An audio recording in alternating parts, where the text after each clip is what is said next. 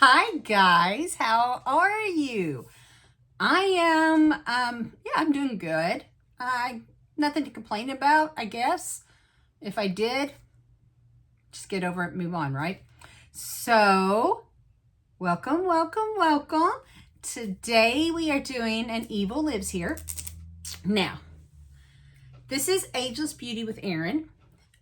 I am Erin. It's nice to meet you. For those of you that are returners, the words are here, coming out of here is difficult. But if you've been here before, hi, welcome back. You guys know I love you and I appreciate your support. For those of you that are new, let's talk a little bit about what we're going to do. So as I stated, this is The Evil Lives Here. And Evil Lives Here is a TV series on the Investigative Discovery Channel. So they are currently in like season 17. So it's ongoing. If you are on your TV and you just flipping through and you see it, you're going to see the new show. When I started this series, I started on season 1, episode 1. And now I'm on season 5, episode 3. Because of that, I do watch this on the Discovery Plus app. And that is simply because they do show some of these older ones, but not regularly. And I'm trying to go in order. So I just have a paid app I use. It's actually a great app if you're looking for somewhere for true crime, for different types of things like that. I do recommend it. And that is just me. I'm not getting paid to say that. So actually, I'm not getting paid to say any of this. I just love sitting here talking to you guys. So what I do is I watch this show. And then I make some notes, which are here. You're going to see me looking over here, looking at my notes. I am not so good that I have this memorized. I'm really not. And I apologize for that, but I kind of think it makes it more real. We are sitting here having a conversation about what I watched. And while I do that, because I am fidgety or whatever, I will do makeup. Now, I get a lot of questions on that. So I do want to say this is a beauty channel. I have 2 shows that I do, The Evil Lives Here, plus a Get Ready With Me. The Get Ready With Me is we will talk makeup, we talk looks, we talk clothes, we talk hair, we talk everything. Anything, new products, new anything. Evil Lives Here, because I'm doing my makeup, I'm not going to be talking about my makeup. So I will not be saying, and today we're going to be using this. No, I won't talk about it. But it will all be listed below. So everything I am using will be listed below. If you have any questions about any of it, don't hesitate to ask. I am always glad to talk beauty, but that's not the purpose of this. This is just for me to keep busy, keep occupied while I am talking, horrible stuff. Because these shows aren't, nice. So it's just my way of staying busy. On that note, again, if you go below, not only will you see what I'm using, you will see some ambassador codes. I have 3 products that I love and live by, and I am fortunate to offer you a discount code. Check them out. You might find something you love. Other than that, yeah, I think we're about ready to get started. Okay, so as I said, I'm on season 5, episode 3. The episode is titled Evil Undercover. It was originally aired January 13th, 2019. So that just tells you, they've got newer episodes. I'm still in 2019, just the beginning of 2019 in January. So we start with this lady coming in and sitting down. I will try to explain how Evil Lives Here does things as we go, because I really do like the way they do it. So usually the narrator of the show comes in, sits down, gets mic'd up or whatever, and then they start talking. And in this case, it's a lady, and she's sitting down at this table. They all sit like at a table, just to have like these conversations. And she begins by telling it. It's kind of different. Because she starts by saying that on August 4th, 2015, that was the day she received the news that she had terminal breast cancer. And the doctors only gave her 6 months to 2 years to live. And she said, I'm okay with that. And she said, when it's her time, it's her time. And since she's still here, which they would have recorded this probably in 2018. So she said, since she's still here, there's apparently some purpose that she needs to serve. Now, Evil Lives Here tells us, and I want to explain. Evil Lives Here does these little pop-ups on the screen. It's really nice. They are really good at providing information that they think we need. So they come up and they show up with these little pop-ups. And in this case, they come up with a bubble that says that with the time that Lori McLeod has left, she is determined to warn others about Scott Kimball. And I'm going to say, Scott Kimball, that name like rang some bells in my head. I'm not exactly sure why, even now, because the notes that I'm going to read to you are from that moment as I'm watching, right? But now I've obviously seen the whole thing because it's not watching it as we go. I've seen it, and I still am not sure why I knew that name. I can only imagine, and this would be my best guess, is that I'm a true crime junkie. I love true crime junkie. I have a couple people on YouTube I watch. I have a couple podcasts I listen to. And I have to assume that that is how I know this name. Because truthfully, the story itself didn't like set off any huge bells for me. But his name did. So yeah, it was interesting. Anyways, now we're seeing some live footage, and that's another thing that Evil Lives Here does that I love, is it shows us live footage from the time. So in this case, it's a live footage of the interrogation of Scott Kimball, but you'll see they have times where they show you TV reports, newscasts, reporters talking, live news. You see the newspaper copy, and always there's pictures of the people through the years. You always see them as they grow up or whatever. I love that too. Get to actually just it gives you the feel of these people being real. You know, sometimes you can literally watch these and see these and forget it's real life people. So I love that they do that because they make it a very real person in our minds. So now we're seeing live footage of Scott being in the interrogation and being talked to by police. And he's just telling them, you know, being very belligerent in my mind. But he's just like, take me back to my cell. I'm done talking. Everything that I say, I'm being honest with you, but it keeps biting me in my ass. Yeah, okay, Scott. But, you know, at this point, we really don't even know what he's done. But you could already tell two things from this point. One, he's belligerent.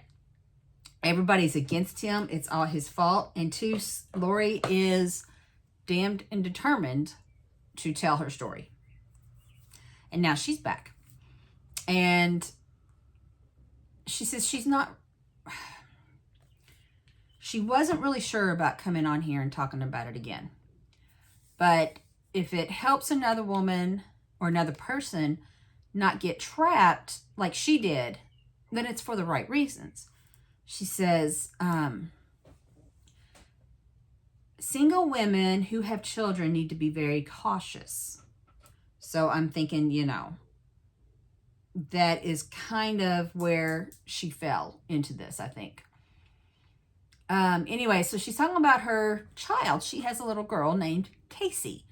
And if you're new, if you're not, you know what I'm going to say.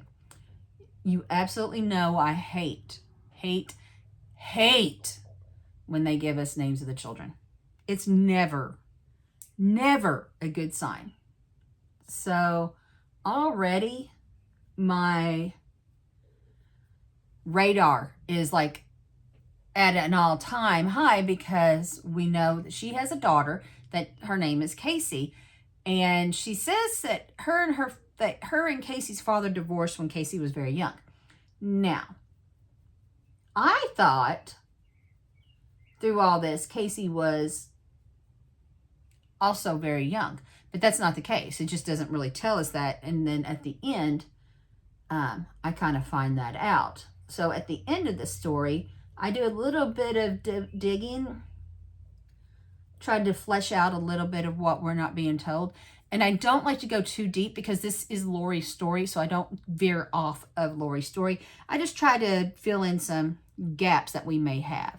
So at the end, I do that with every episode.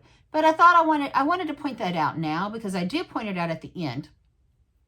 But this whole time, I thought Casey was still very young. And I guess I just misunderstood some things. But she's not young. But she was young when her dad and mother divorced. Okay. Whew. That's a lot. But like I said, it really confused me because at the end of the story, well, not the story, but when I did my Google search, I was like, huh? What? I thought what? So I just thought I'd go ahead and point that out because it really did kind of make me go, really? Okay. Now, I'm sorry, I'm like, they're showing us pictures of young Casey's cute little baby. She's actually a beautiful girl. But Lori says that she didn't date very often after her divorce from her second husband, which was Casey's dad. And then I notice when Evil Lives Here comes back, so whenever someone's talking, they, put a little blurb under your name, like mine be like Erin Moore host, I guess. I don't know. But this was like Lori McLeod, Scott Kimball's ex-wife. So she was married to Scott. So now she tells us how she met Scott. She says that she was in a casino in Colorado, and she gave the name of the casino. I didn't figure it was very important. But this mostly took place in Colorado, and she met him at a casino, and she was at a table, and it doesn't say what she was playing. Again, not really important to the story, but he comes over and he's got his mother who was in a wheelchair. And he was bringing her to the table. Apparently his mother wanted to play whatever cards or whatever that Lori was playing, and there was an opening. So Scott came over and he kind of rearranged the furniture, is how she put it. Pulled chairs out or whatever so the wheelchair could fit in. And, Lori's like, I'm looking at him and he's treating his mother so well and he's taking such good care of him. And she thinks that about any woman who would see a man that's kind to their mother would think that they would make a good partner. And, after they sat down, Lori and Scott started talking, and I'm assuming Mom talked too. I really don't know. She never mentions Mom again. In this whole thing, she never says anything else about Mom.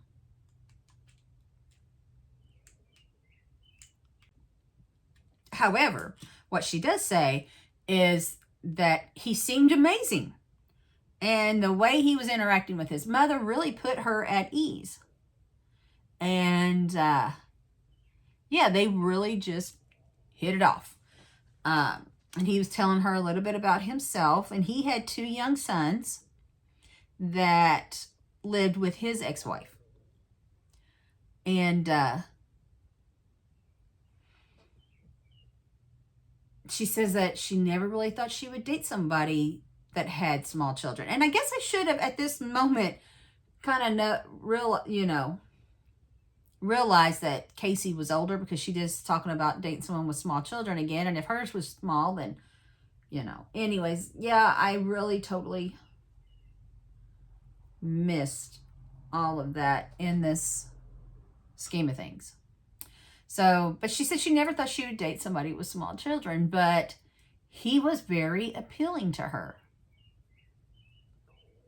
And she gave him his number. And she's like, and she kind of chuckles about it now. And I'm like, yeah. But she's like, I slid my number over to him. And she says, she put it like, I wrote my number down and I slid it over the table and kept my fingers on the paper and asked him, you're not a felon or anything, right? And I was like, okay. Legitimate question. But he's like, he's laughing. He's like, no. I work for the FBI. And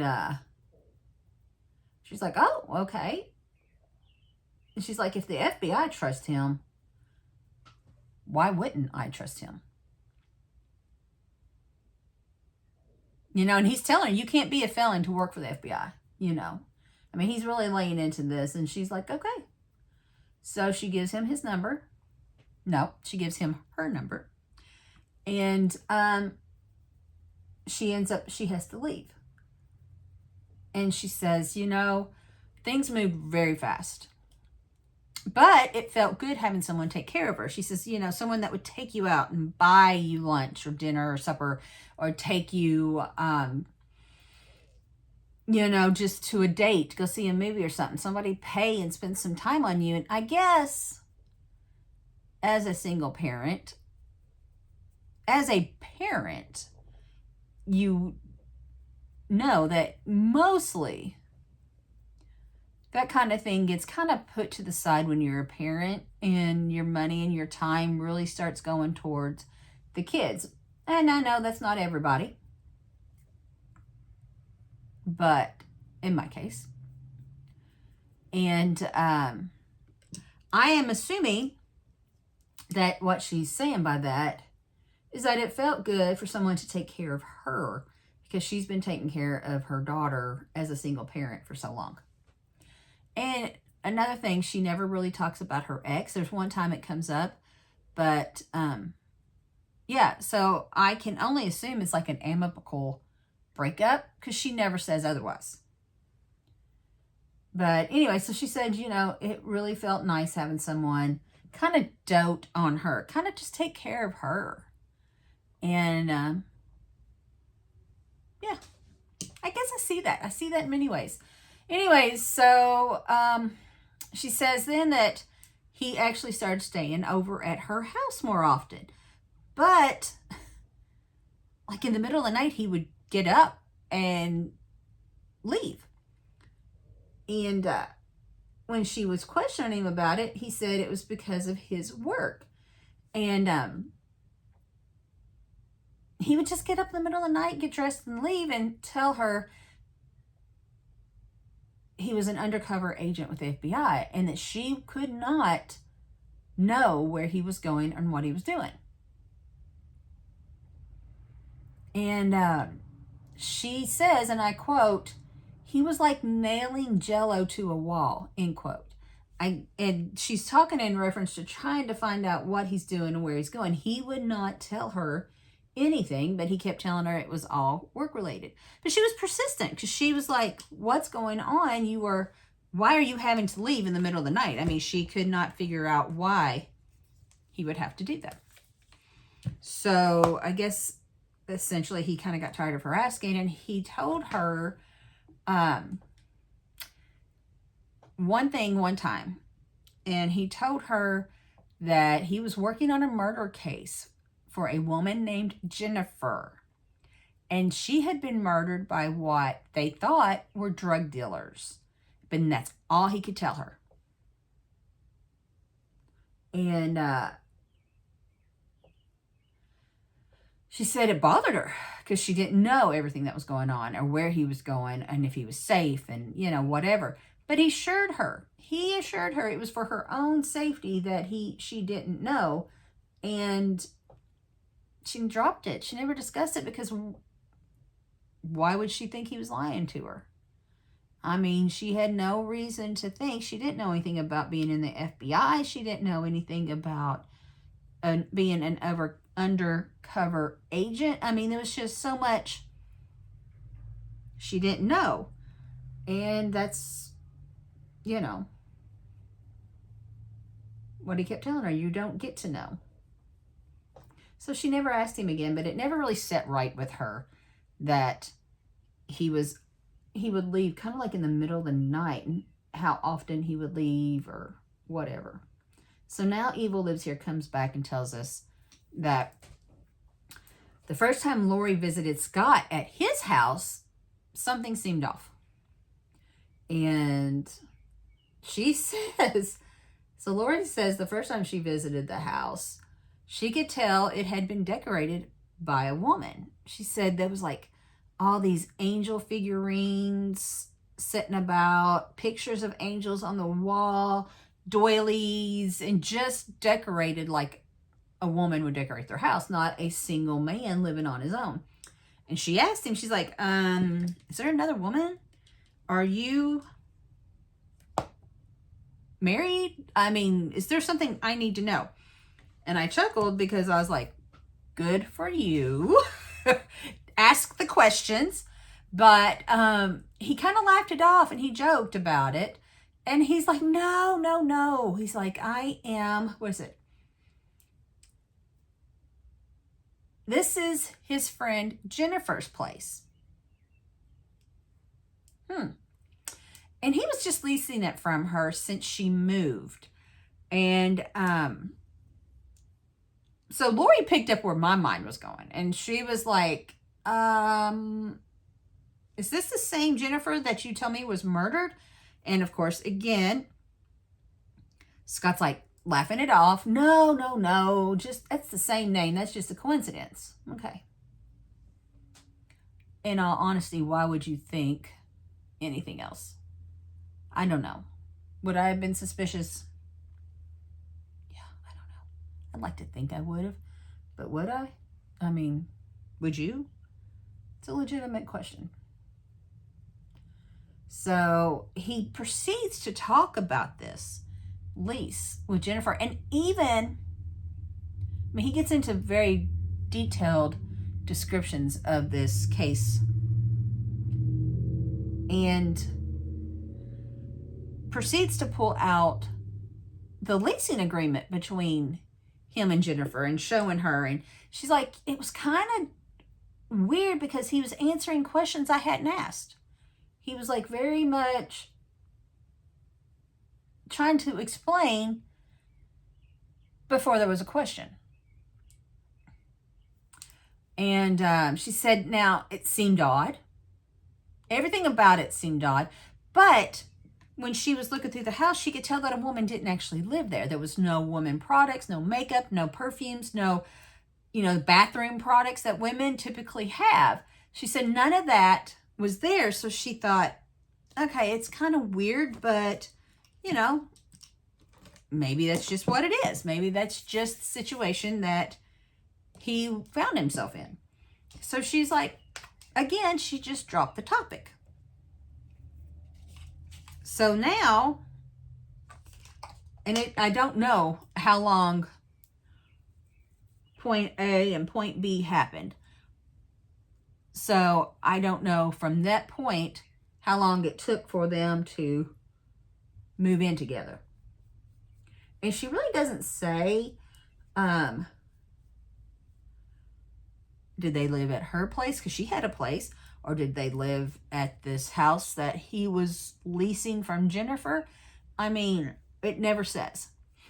But Lori is like, the girls met his sons and they all got along. Not the girls, her daughter met his sons. They all got along. She enjoyed the boys.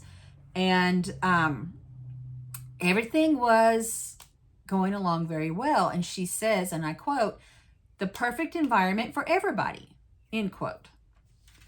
And then she tells us a story of one day Scott was out of town, and don't know what, where, why, but he was out of town, and he calls her and proceeds to ask her if she could drive his car around for the next couple days. And she's like, I thought that was very weird because my car was newer and nicer. But he was just really adamant that she drive his car for a few days. And she's like, she's like, it was just odd, but it wasn't anything to argue about or fuss about. He wanted me to drive his car, so she's like, okay. So she drove her car. She drove his car, excuse me, for a few days. And I kind of have an idea why he would want her to drive his car, but I'm not going to get into that.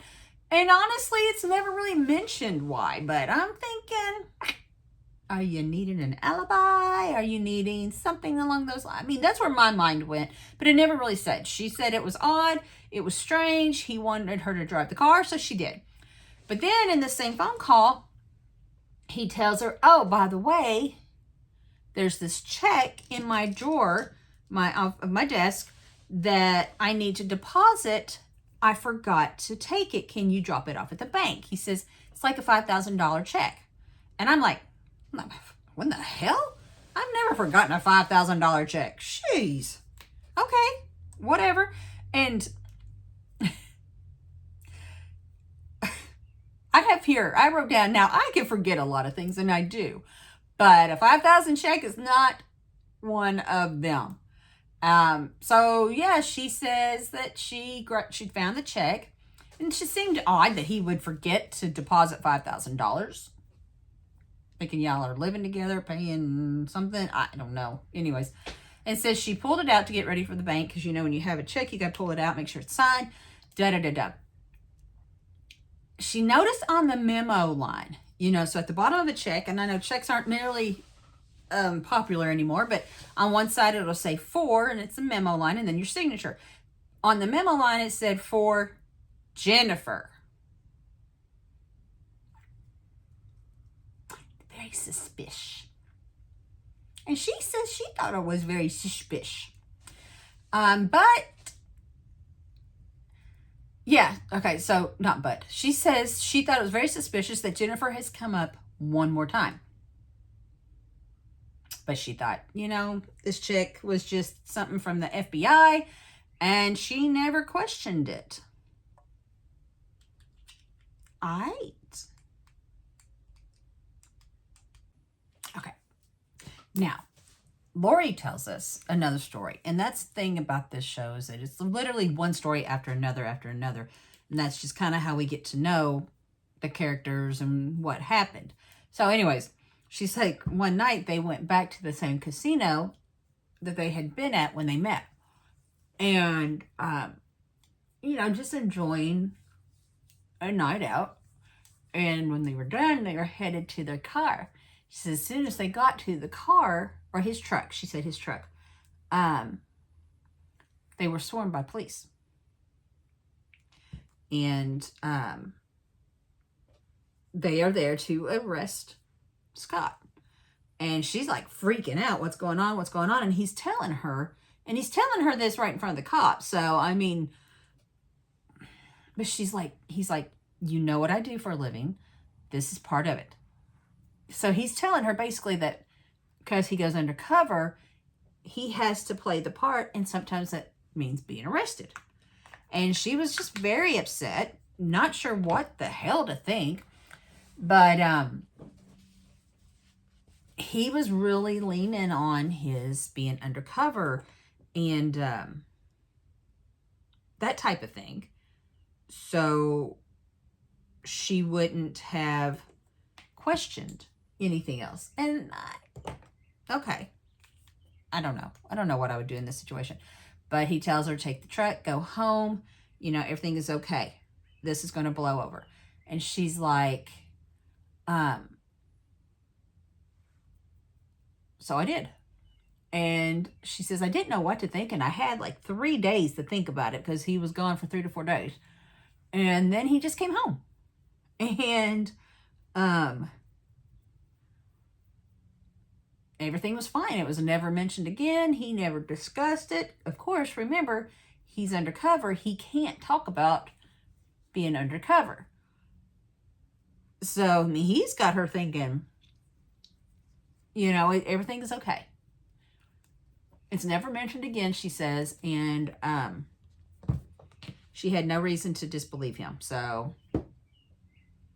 nothing to concern about, so she didn't concern. However, she tells us now that however, she now tells us that sometimes it's all about how you say things, right? I was kind of rushing into that, and it didn't sound how it was supposed to. So she was concerned about him being arrested, but she chalked it up to him being undercover and that being part of what he does. If you remember, there's a drug ring, you know, that he thinks is whatever. He's told her that the Jennifer girl was killed by drugs, so she thinks he's working in that. So she was worried. She was concerned, but nothing was ever said. So, end of story. Okay.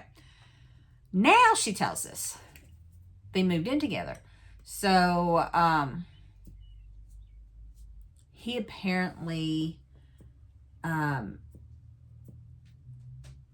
this farm that he thought would be perfect for them. And wanted to move in. Her daughter, her, and the boys had a place to visit. So she said, you know, it was great. It was perfect. And she said, so they bought this little piece of land. And she said when they moved in together, though, he became hateful. And it was, I don't know. It was just like all of a sudden, I don't know if she just started noticing it or if he really just like flipped a switch and all of a sudden was nasty. She said they had a really bad problem with prairie dogs, and they were tearing up one of the pastures out in the back pastures, and he would go out to take care of them. So trigger warning, he does go out and shoot these prairie dogs. There's not a lot mentioned about that. He was taking care of the prairie dogs, and she went out there one day while he was doing it. He would use a pellet gun, is what she called it. And she was out there that one day with him, and he was lining up on putting sights in on a prairie dog, and she said, and I quote, "This is my mom," end quote. Then he would kill the prairie dog. Then he did the same thing. He would say, "This is my dad. This is my brother," etc., etc., etc. So she's like, yeah, no, this ain't cool. This was not okay at all, you know? And she looked at him, and she's trying to make a joke of it because it's not okay. But at the same time, she didn't know what to say. And she says, I really hope one of those prairie dogs doesn't have my face on it. And he tells her, and I quote, "I wouldn't shoot you. No, I'd do something really special for you," end quote. What do you do with that? I mean, really? She said, it felt like a threat. It felt like, yeah, he was physically, or not physically, but he had just laid that out there. Nope, not shooting you. I have something special planned for you. And she's like, I was shocked and scared because she knew he hadn't just made that up on the spot. She had a feeling that that was something that he had thought through. And she said, I just chalked it down to he was just joking. She said, I had to think he was just joking. Otherwise, I was going to lose my mind. Okay. That's, you know, what would you do in that situation? I don't know. I've never been in a situation where I've had something said to me like that I truly felt was a legitimate. I mean, my brothers and I were going to kill each other so many times growing up, but definitely not the same thing. I've never had my husband kids or anybody say anything like that to me. So, yeah, I don't know. I don't know what I would think she should have done or did do, but the way she was going to survive, she said, was to just chalk it up that he was joking. Okay. So now Lori talks about Scott's kids, and she says that he appeared to be a really good father. It's never really good when you say appeared. But his oldest son was kind of softer than he thought a man should be. And Scott's goal was to, and I quote, turn him into a man, end quote. And she says that Scott was really harsh on the son and would just make fun of him and say and just do some really awful things. Like he called his son Susie. And she thought he was being mean. Unnecessarily mean to her son, to his son. But I don't know. She never says.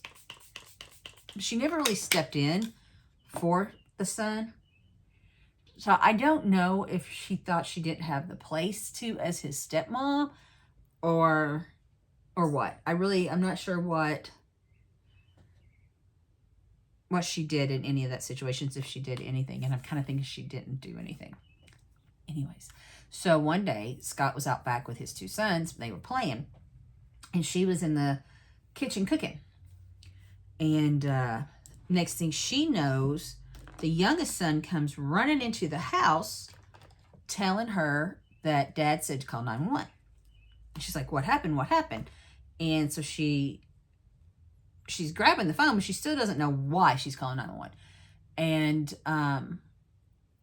Scott comes in carrying his son. He was injured. Apparently, what was it?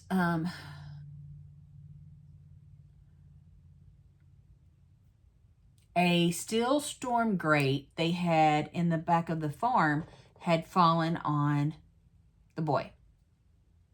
So she's calling 911. She's trying to get an emergency vehicle out there. And she says next thing she knows, as she's still on the phone, Scott's truck starts and he drives off with his son. And she's telling the EMS, she says, oh, I guess he was okay. His dad's taking him. We're going to the hospital. So she says she, after talking to the EMS, telling them that they're not needed, gets in the car and goes out to the hospital to follow. And I'm assuming that there is quite a bit of time in between all this.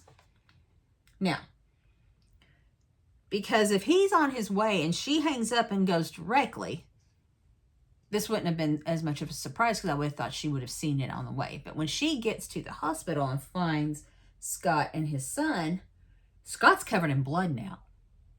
He wasn't when he carried his son to the car. He is now covered in blood, and his son is on a table, like a bed in the emergency room, covered in blood, and there's doctors all over the place working on it. And she was like panicking. What's going on? What happened? Why is he covered in blood? What? And she's asking son, and she's asking the doctor. She's trying to figure out. So the nurse is telling her,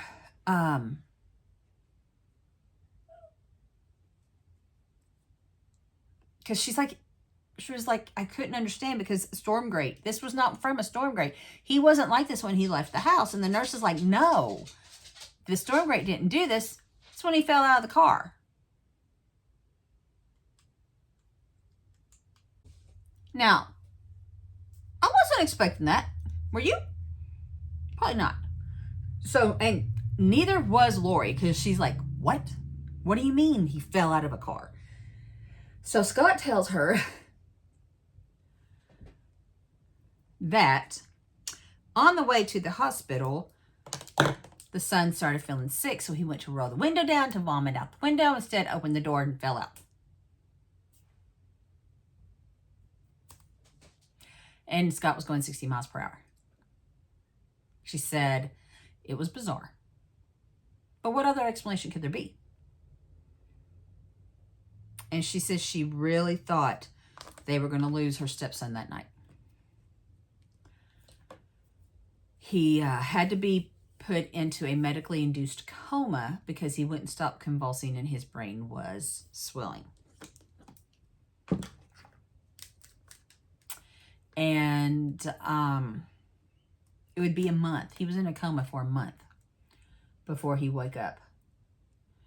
And then Evil Lives Here says, and his first words would be shocking. And I don't know about you at this point, but I wasn't shocked. Apparently, when the boy woke up, he asked, and I quote, "Why did Dad do this to me?" End quote.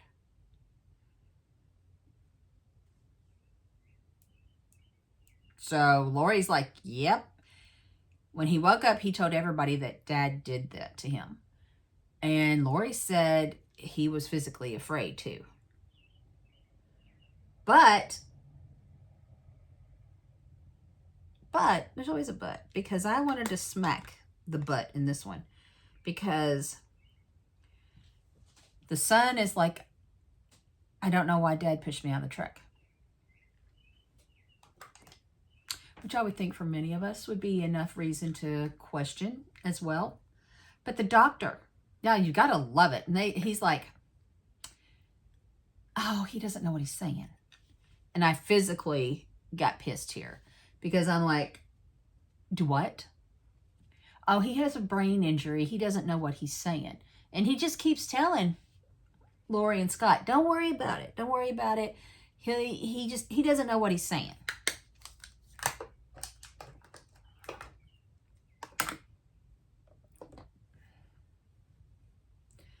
So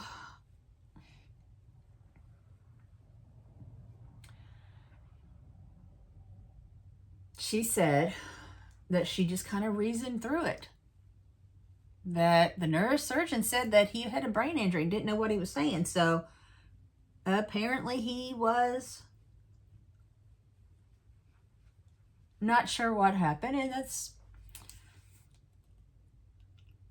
she just figured he had bad memory. And that was that.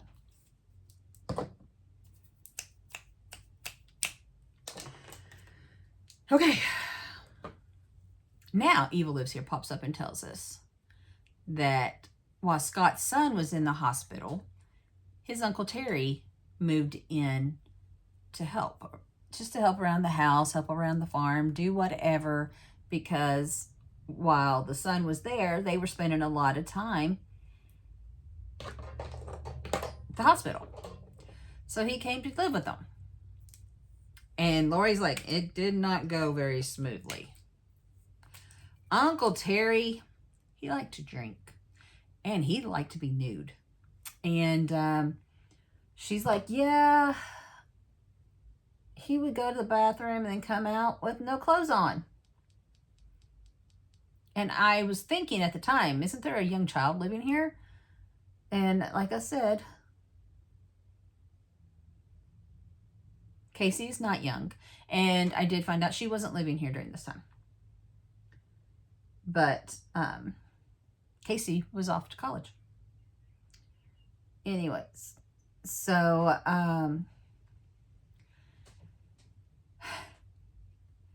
she said he wouldn't cover himself at all. Like when he come out of the bathroom or, you know, his bedroom. And she was just living with it. And I'm like, you are a better person than I am.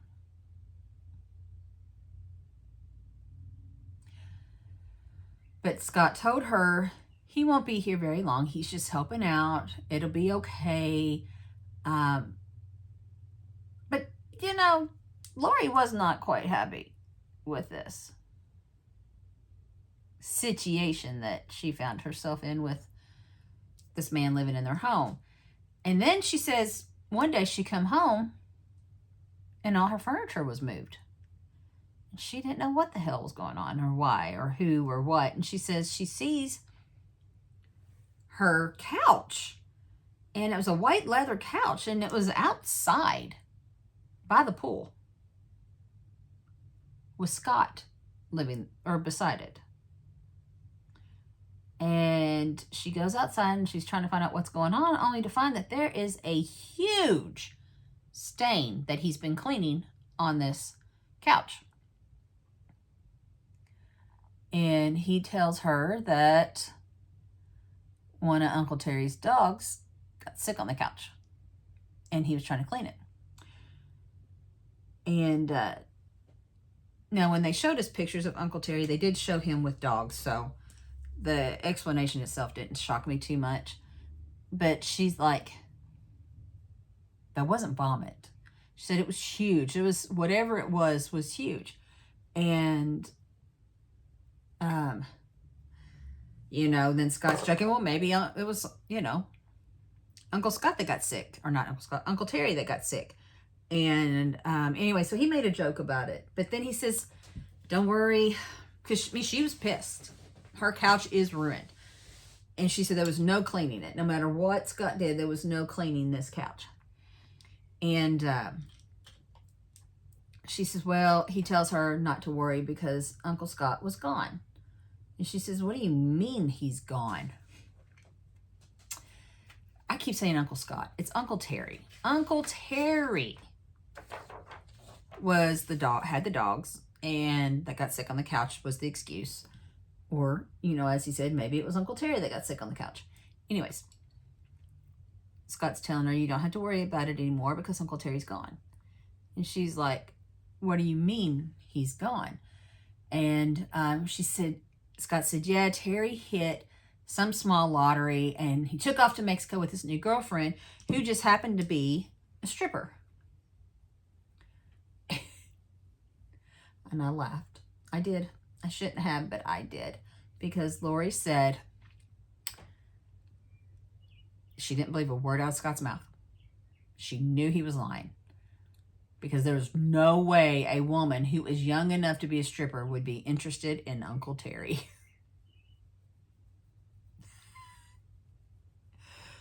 Okay. But then she says, however, I was happy to drop the whole conversation because he was gone. She never had to, you know, he was not living in her house causing problems. And I wrote on here, I wonder if they ever heard from Terry again. ... We'll find out. Now, we're back to Casey, and we're seeing a picture of her on where the day she graduated high school. Like I said, she wasn't living there with Uncle Terry. And it does tell me, I find out that she is in college during this time. But right now, I'm, you know, it's not really saying much about where she's at, what she's doing, how old she is. Anyway, so we're seeing pictures of Casey the day she graduated college. Or not college, I'm sorry, high school. And Lori says after high school, Casey found a place of her own with a roommate, moved out. And that roommate introduced her to crystal meth. Now, I wasn't expecting that. So, yeah, that took a turn that I was like, really? I did not see that one coming. Anyways. So, Lori says that when she finally got clean, so good for her, she did get clean. She finally got her life together and moved back to Colorado. So I don't know where she moved from. They lived in Colorado.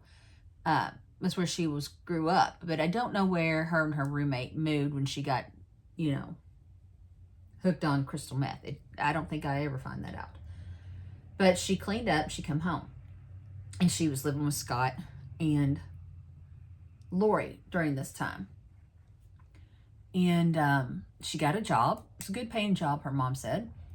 And she was completely clean and happy. And for the first time in a long time, things seemed to be going really well. Until it wasn't.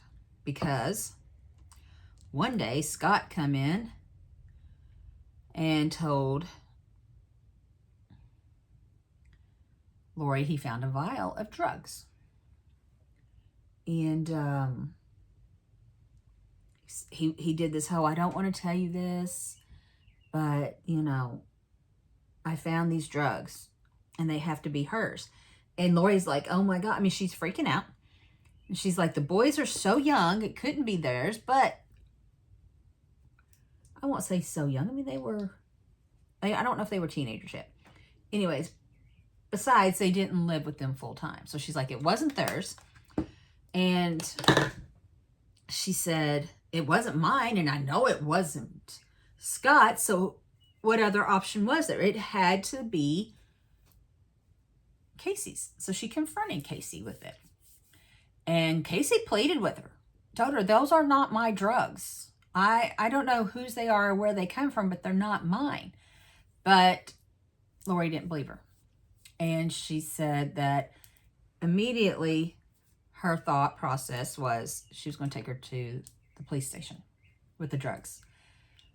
And so she says, she asked Scott, she said, can you stay here with Casey? Don't let her leave because I'm going to go get my keys and get changed, do whatever she had to do because she was going to take Casey to the police station to turn all this stuff in and I guess report it. But when Lori returned, Casey was gone. And yeah, Lori said it was days. There was no sign of Casey. And she didn't answer her calls. Casey didn't answer Lori's calls or her best friend's calls. And she said after a couple days, she actually went to the police to try to file a missing persons report. But Casey was over 18 and she's allowed to be missing if she wants. So they wouldn't file a report for her. And yeah. So Lori says Scott seemed to be really worried about her and continued to try to get her to calm down and tell her to let Casey do her thing, that she'll come back when she wasn't upset anymore. And, you know, things will blow over. And Lori says she went back and forth needing to believe what he was telling her and then believing the worst. So, I mean, she went, I've got it all in my hair.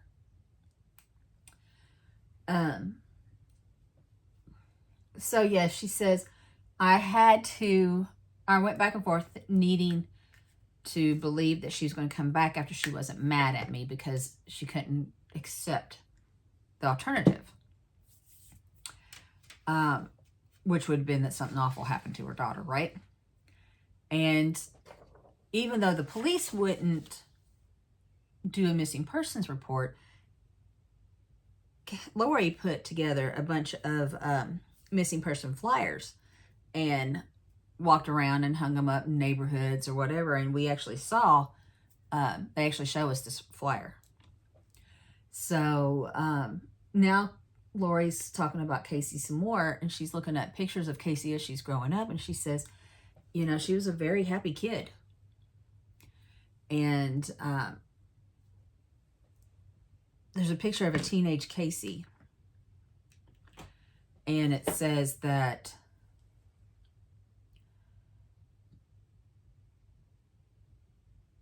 at this time she was still very trusting. And it wasn't shortly after that picture was taken that everything went bad. So I'm thinking it was probably after that time when she got hooked on drugs and all that kind of stuff. But I said, it doesn't really tell us ages of the pictures. But Lori says that she would like to crawl through this picture and prevent everything that had happened. Said if she could. Evil Lives Here now tells us that not long after Casey went missing, her boyfriend called Lori with startling information. So Lori tells us that Casey had been dating this kid, CB, for 4 or 5 months. And a few days after Casey went missing, he called her and told her that he and Casey had been living at a hotel. And Scott had been paying for that hotel. And not only that, but every day Scott was coming in and picking Casey up to take to work. Now, Lori didn't believe this. She didn't want to believe this. She said, there's no way that Scott would do that, because if he knew where... I knew there was something on my lashes. When they're so big, you can't even tell. She said there was no way Scott knew where Casey was and he didn't tell her. So she was clearly adamant that what CB was telling her couldn't possibly be the truth. But CB told her that every day Scott was picking her up, taking her to work, and he hadn't seen her for a couple days since the day Scott took her to work. He hadn't heard or seen from her, so he was really worried, because it was just like normal. Scott was taking her to work, and then she was missing. So, of course, Lori panics, and confronts Scott. And Scott's, of course, he's innocent. Now, don't let anybody tell you different. Scott's innocent. And he just doesn't know why CB would call and make up such a lie. He would have told her if he had seen Casey. Of course, he would have. And, it's so funny because he told her, he says, what was it? Oh, he was telling her that Scott was a drug addict. And, Scott is a normal thinking person. Who do you believe? The drug addict or me? And of course, you put it that way, Lori's like, So, but she was so confused, and she was still very, she was questioning Scott to the point it pissed him off. He needed to be pissed off a little bit. And he's like, would it help if I took a lie detector test? Now, I don't know about you guys. Maybe my naivety is showing, because I'm like, you can do that. Go say, hey, I want him to have a lie detector test because, I don't believe what he's saying. Well, apparently you can. And she told him, yes, she wanted him to take that test. And she says, and I don't think he expected that answer. She says, I really thought he would be like, or she says, I really think he thought that him offering it would be enough to prove his innocence, and she wouldn't want to spend the money. Nope. She's like, yeah, bitch, let's take this test. So they set it up, and he went and took a test. So he went in and he took the polygraph test. And when they come out and got the results, the guy that does the testing and the reading and all that told him that Scott passed every question but one. The question of, do you know where Casey is? But everything else checked out. And Scott told her it had to be because he was the last person to see her alive, and it was conflicting and yada, yada, yada. And she believed him. And she was relieved he passed the test. She could quit doubting him and do more productive things to find her daughter.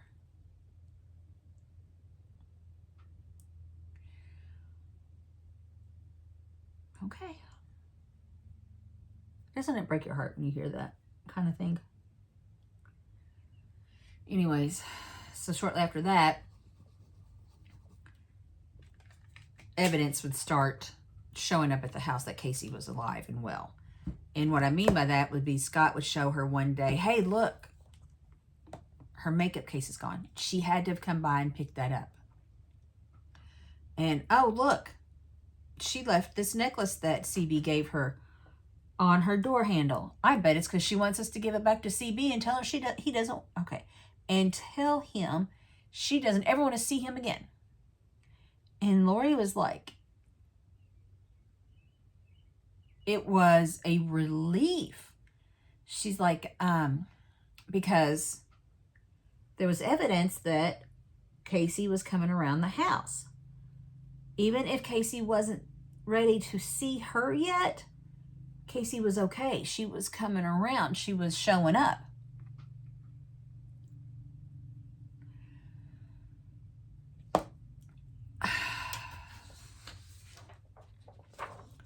So Scott's like, look, here's the evidence.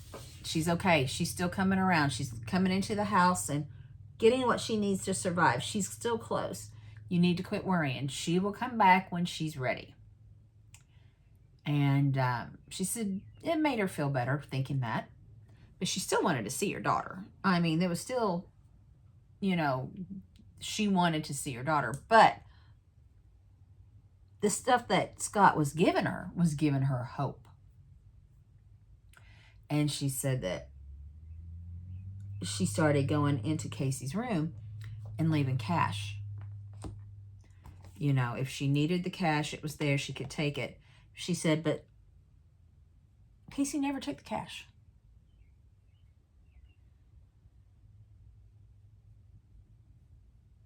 I'm like, okay. It's hard because I don't know. I say that, but I don't know what I would do. So one night, everything changed for Lori. A detective knocked on their door, and she answers it, and he's looking for Scott Kimball. And she's like, he's out working for you guys. Surely you know how to track him down. I don't know. And the detective's like, what do you mean? Out working for us? And she's like, he works for the FBI. Surely you know somebody that can track him down.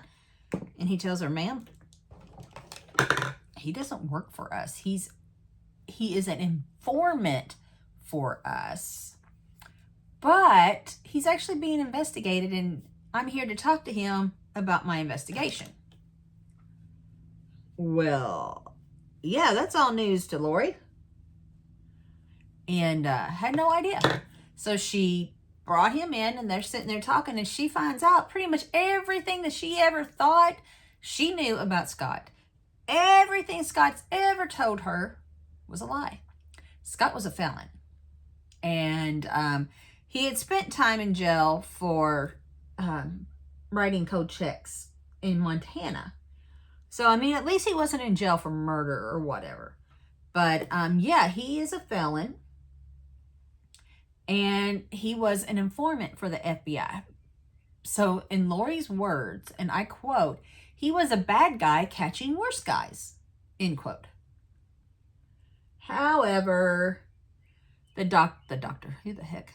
detectives tell Lori that Scott's actually on the run, and they're looking for him. And besides being an informant, he was linked to being the last person to see certain people that are now missing. And the detective shows her some pictures. And the first one was, this is going to shock you, Jennifer. Yeah, the first one was Jennifer. And she tells the detective that she thinks this is the girl that he was leasing the house from. Well, in fact, the girl's dead. And, oh no, hold on. I take that back. That Jennifer, okay, so Lori tells the detective that she thinks that this Jennifer girl was in fact dead and was one of the cases that Scott was trying to solve. And then there was a second picture. Another lady, her name was Leanne. She knew nothing about Leanne. She had heard Jennifer's name 100 times, but she had never heard Leanne. And the detective asked if there were other missing people around Scott. And she told him, she said, my daughter's still missing. And it had been close to a year at this point. So Casey has been gone a year, and she has just really kept all the hope that she was still going to come back. And the detective told her that he thinks there's a trouble. He thinks there's trouble, and they need to go to the station and figure everything out. So Evil Lives Here then tells us that Scott was tracked down in California.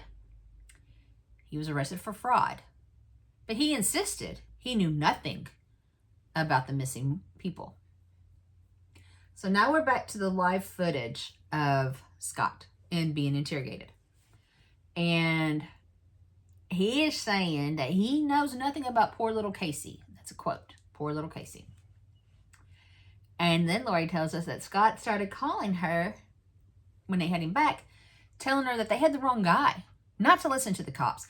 They were trying to frame him.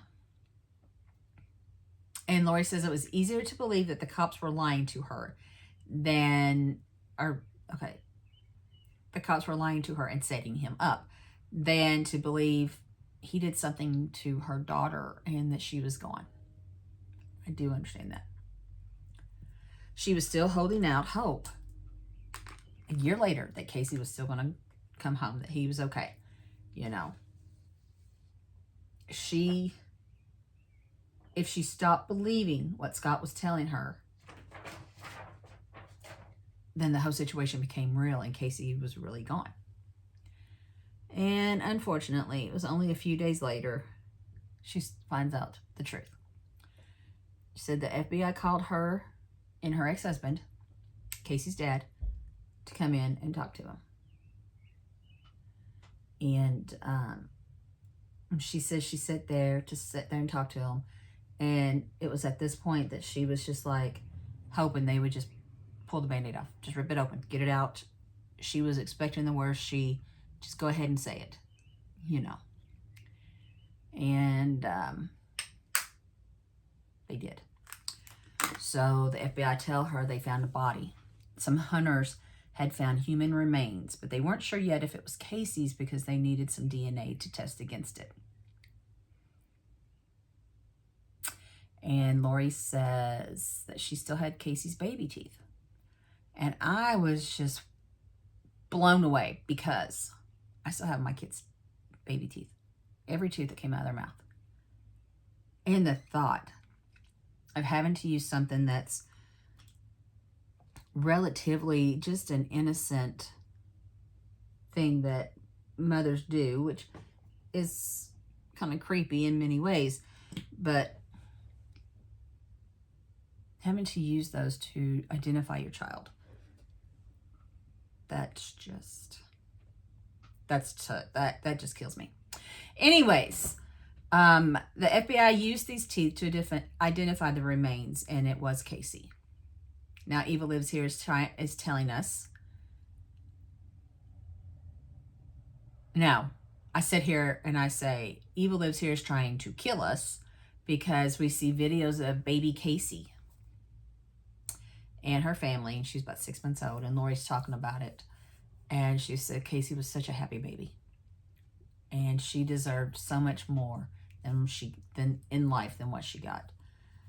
Lori says if there was a reset button that I could set or, do and go back to one time, she'd go back to that time where her baby was 6 months old and still alive. And then she's like, she was talking about how the guilt that she felt because she's the one that brought Scott into their family. She's the reason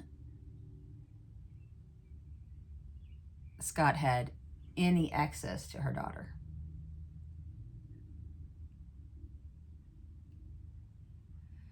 So now Evil Lives Here tells us that the investigators also uncovered what happened to Uncle Terry. And again, I don't think you're going to be very shocked. But they searched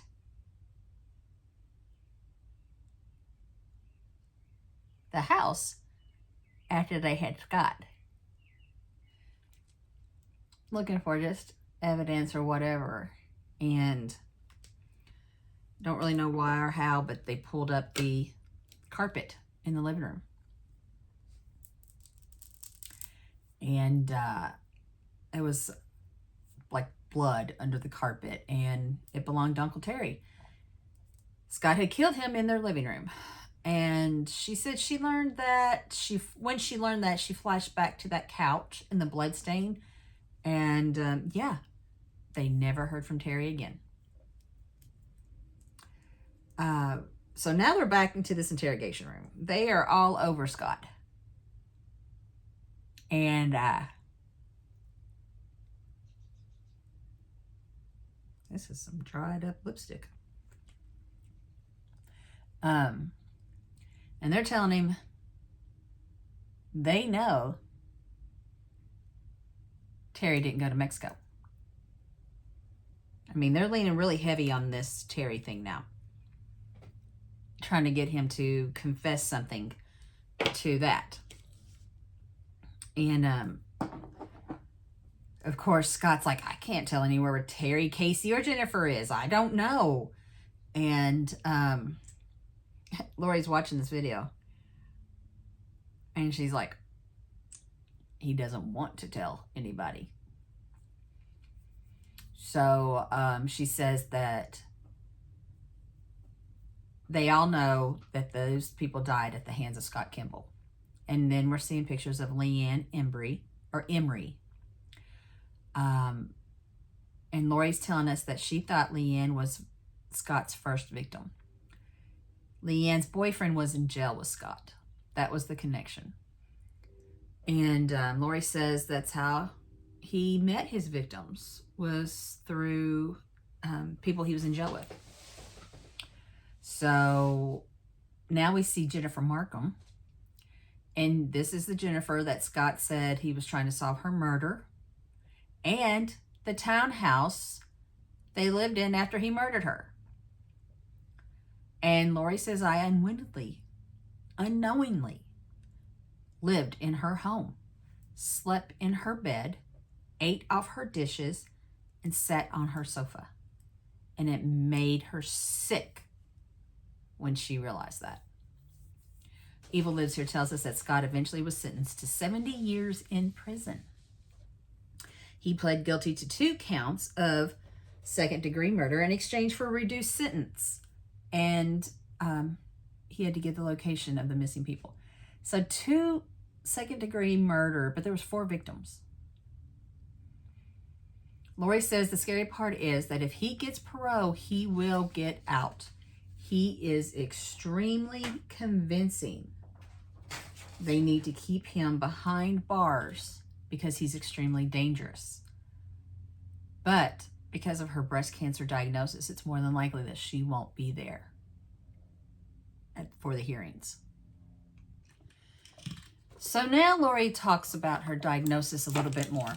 And she says that after the shock of, sorry, I got stuff rolling around up here. After the shock of the diagnosis wore off, she was actually kind of excited to be with her kiddo again. And that's sad. I hate that. Physically is what she said. But her plan when she passes is to be cremated, and then they'll open Casey's casket and put her remains in with Casey so they can remain together in heaven. And that's the only thing that gets her through all this, is that there's something better waiting, that Casey is her light at the end of the tunnel. And that's how it ends. So, on to Google. And if you saw the last episode, you know when I hit Google, it destroyed me.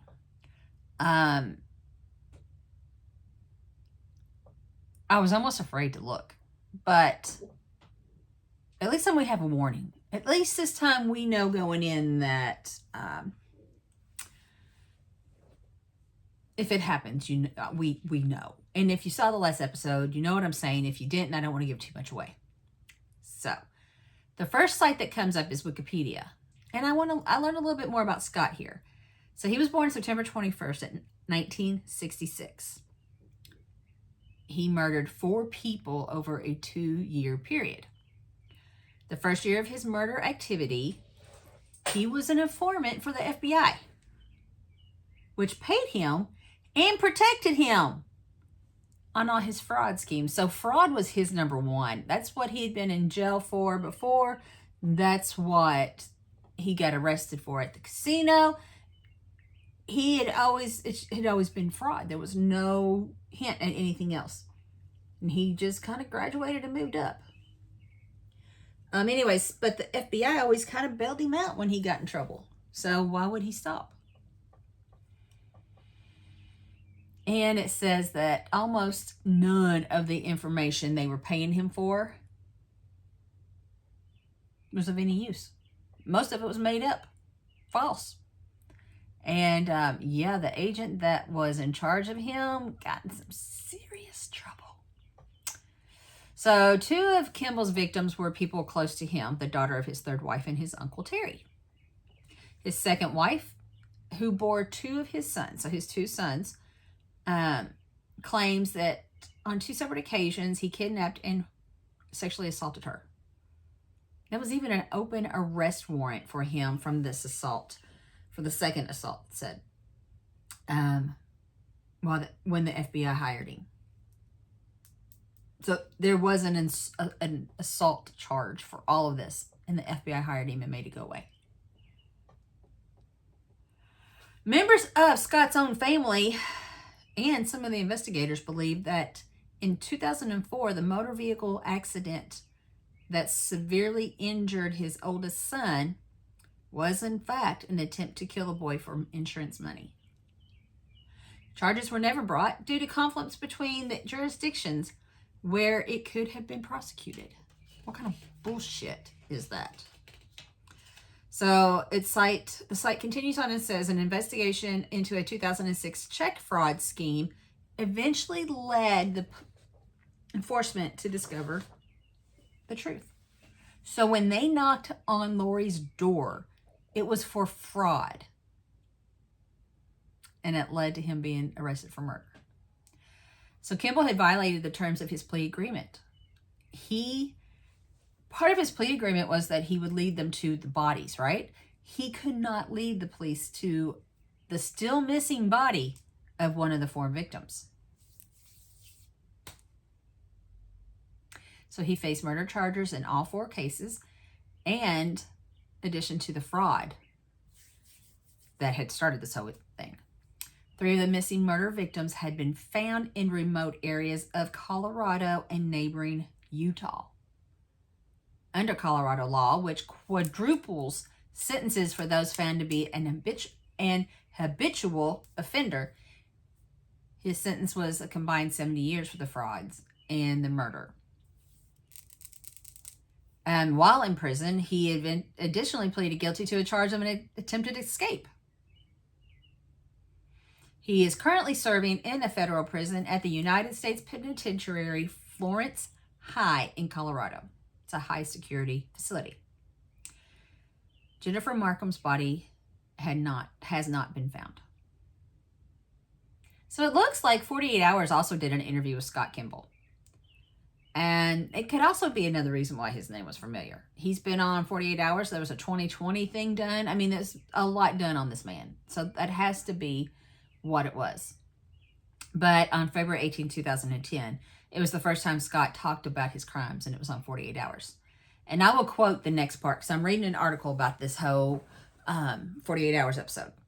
So it is on a CBSnews.com. And they say, and I quote, he, Scott, bragged about the years he spent as a con man and described some of the tricks of the trade. He also talked about how easy it was for him to become a paid criminal informant for the FBI as he tried to con his way out of prison in the early 2000s. I continue to quote a little further down the article. Kimball freely admitted to directly murdering only one victim, his Uncle Terry.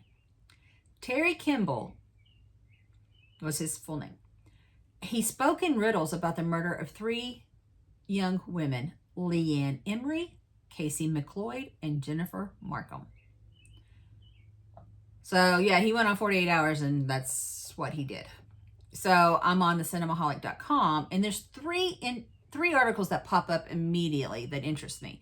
So we'll start on the first one that says Scott Kimball, where is the serial killer now? This was updated June 14th, 2024.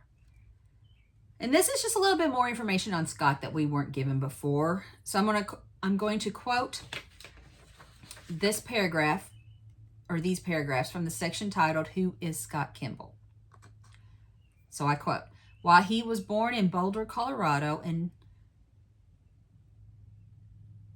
in 1996, his mother, Barb, came out to him as a lesbian when he was 10 years old. That doesn't make sense. He was born in 66. So I don't know where that's all confused. But okay, so when he was 10, his mom came out as a lesbian. It made his childhood extremely turbulent as he experienced his parents' divorce and even had his first brush with the law during his adolescent years, when he had to face police action after firing a gun at a neighbor's window. Moreover, when he and his brother moved to their grandmother's home, a neighbor named Theodore Payton sexually abused both of them, which reportedly led to him even shooting himself in the head when he was 23 years old. However, the bullet only grazed his skull, and with proper medical care, he was eventually saved. So another article I saw on the Cinemaholic was Justin Kimball. Scott Kimball's son prefers to lead a private life. Updated again, June 14th, 2024. I don't want to intrude on Justin's life. If you followed me, I believe these guys have lived through hell. They don't need me intruding even more. So I'm just looking at basic detail because it's in this article. If it wasn't in the article, I wouldn't even Google. I wouldn't look. I never do. So just kind of curious. First of all, I don't even know if Justin's the oldest son that was thrown out the car or if he's the youngest son. Sons, their names were never given in the article. So that's kind of why I was like, okay, is this article written in the older or younger son? So that's what I'm looking at. So he is the son that Scott tried to kill by pushing out the truck for insurance money. He appeared on the 2020 episode of Rocky Mountain Horror. And so he wants to be private, but he has spoken about this. And he said that being the son of a serial killer is difficult, and it's something he will have to live with for the rest of his life. He doesn't reveal where he lives. And again, I'm not going to look any further. If it's not on this article, I'm not telling you. I'm just not going to look. But it says he has a good relationship with his brother Cody, the younger one. Apparently, because it says he has a good relationship with him now. So apparently that's not always been the case. Again, I don't know. It's not told. And he has a good relationship with his mother. And, in the scheme of things, that's really all we can ask for. If he's living a happy, healthy life and he's got his brother and his mother, and like I said, I don't know anything else, but that's great. That's all I'm going to say about that. Now, finally, the last article that I want to discuss from the Cinemaholic. Lori McLeod. How did Scott Kimball's ex-wife die? So this was updated again, June 14th, 2024. So whoever was doing the articles that day, hit them all. I'm going to quote the first paragraph. Little did Lori McLeod know that meeting Scott Kimball in January 2003 would lead to some of the worst days of her life. Her husband seemed to be running scams in her name and was also found to be responsible for her daughter's murder. Investigative Discoveries, Evil Lives Here, Evil Undercover, and 2020's Rocky Mountain Horror take the viewers through Scott's numerous crimes and portray how a piece of information from Lori ultimately led authorities to his whereabouts. So this is when they said the 2020 episode. And I mentioned that because there's a few things in there that Lori did not tell us. You know, and I thought it was interesting. Again, that's why I do these. It's kind of fill in the gaps, right? So Lori and Scott met in January 2003. Casey disappeared in August of 2003. And my mind was blown because the way this story was portrayed to us, it made it sound like it was a long-standing relationship when she disappeared. It wasn't. It was a matter of months. That's how fast. And she does tell us everything really moved fast, but I was not expecting fast. So that just, okay. And then the article tells us that after Casey disappeared, that's when Lori and Scott got married. And she had it annulled in 2008. And I thought they were married when Casey disappeared. I thought, wow. It moved fast. So I'm going to quote this next part. It was not mentioned in the Evil Lives Here show, so I want to make sure I point it out. And I quote, "In the wake of losing her daughter, Lori agreed to tie the knot with Scott. However, their union soon went downhill as Scott was quite toxic toward his wife and loved ones. He hardly gave Lori any attention, and his abusive ways were becoming hard for her to bear. The marriage kept gradually deteriorating, and Lori also began suspecting her husband of cheating. The show also mentioned that around this time, Scott accused Lori of domestic abuse in a cruel ploy to throw her out of the house. However, things came to a head when the police found Lori's name on papers related to a scam. Thus, when questioned, Lori was quite cooperative and even gave the police Scott's phone number. Thanks to that piece of information, authorities were able to track Scott down and apprehend him." A little bit of fleshing out what was left out of the show. It tells us Lori did pass away in 2019. So she got to see this show aired. It was a few months after the airing of the episode. She was 60. She died peacefully with her sister and brother-in-law at her side. She was able to attend Scott's trial and even took the stand at his sentencing, delivering a powerful victim impact speech, and even vowed to forgive her daughter's killer. So what do you think? What do you think? Like I said, the name Scott Kimball was familiar to me, and I really wasn't sure why. And I still cannot tell you exactly what it was or where I heard it, what I saw. But when I saw Scott Kimball, I was like, this is like one of those little things in the back of your head, right? But that is the story. And I'm going to say that moved very, very fast. I really did not expect it to move as fast as it did. Once they started really putting dates from when they met to the disappearance and the marriage, and bam, my mind blew. So what do you think? Tell me your thoughts. Tell me. I want to know. But that's it for Scott Kimball. That's all I'm going to say about him. That's the only time he's getting in my life. And until next time, guys, goodbye.